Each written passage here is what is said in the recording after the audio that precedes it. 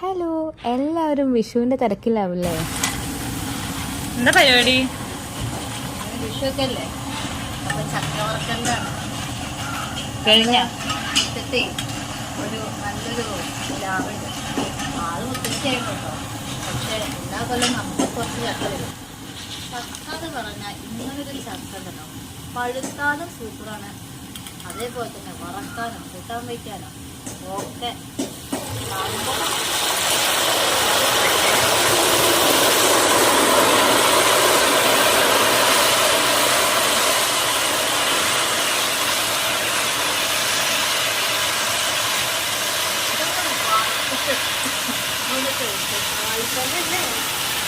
പിന്നെ ആവാതെ നോക്കി നോക്കി നീ എന്നെ ചക്ക വറുത്ത് പൊട്ടിക്കുക.